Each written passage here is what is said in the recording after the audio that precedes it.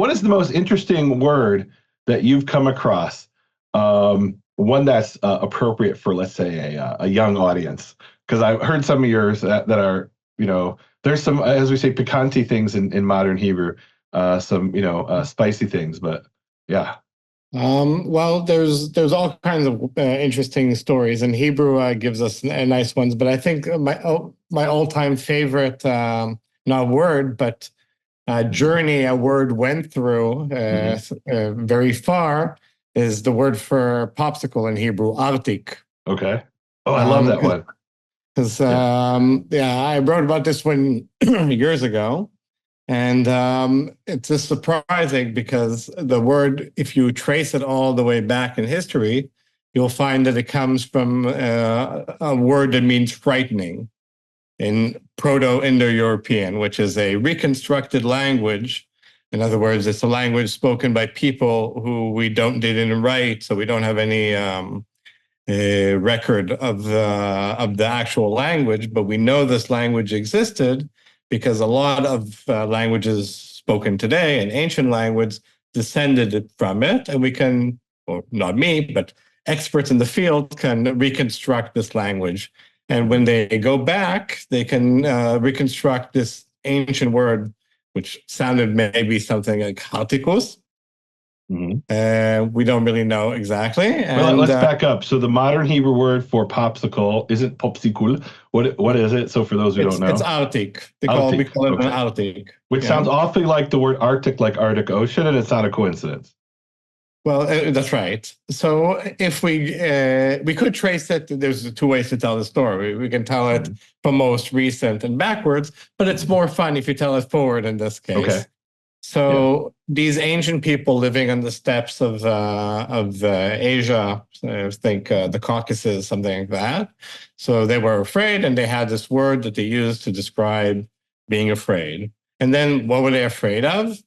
Bears. And so they used this word for their word for bear. And this word for bear, it went in all kinds of languages. It became the word in Sanskrit and in modern Indian languages and in Persian, etc. And in English, it didn't. That word disappeared. We replaced it with a word related to brown, but that's a different story. But this word made its way into Greek as autikos, which was the Greek word for bear. Now, because there's the Big Dipper, which is the Big Bear, or Ursa Major, the constellation in the sky that points to the Northern Star. So they started using that word to also refer to northern things. So one of the Greek words for northern was halticus, which made its way into Latin, also alticus, or something about that. And from that, it turned Latin slowly devolved into French. And from that's where we get the word Arctic, which came from French. So the people who flash forward to the 1950, a group of Jewish Belgian investors decide they're going to invest in the new state of Israel, and they build the first factory to manufacture, mass-produce popsicles. And they look for a name, and they think, cold, northern, so they call it Arctic. But Arctic doesn't really work in Hebrew. Hebrew has a hard time with a lot of consonants together. So instead of Arctic, and that's what they called the popsicles. So this is an example of what they call a generic word, a generic term that becomes the word. For example, use Xerox thing. Xerox is the name of a company, but Xerox became generic. So let's say Kleenex, right? Kleenex was originally a brand. We call it Kleenex. That's the name of a brand, but it became the word for the thing.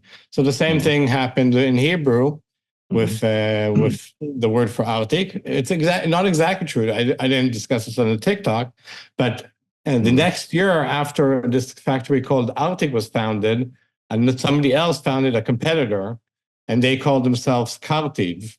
And a year after that, those two companies merged. Oh, They bought really? each other and they became Arctic Cartiv. And a Wow. few years after that, there was an investigation. It turns out that these people were stealing money, hiding money from the tax people, and they were arrested and imprisoned, and the company eventually disappeared. But even after this company didn't exist, people still call popsicles Arctic, and they also call them Cartiv. Some people Mm, use Cartiv, and some people will use Arctic. And there's a distinction. It's not universal. In other mhm. words, I don't distinguish between an Arctic and a Cartiv, but some people do.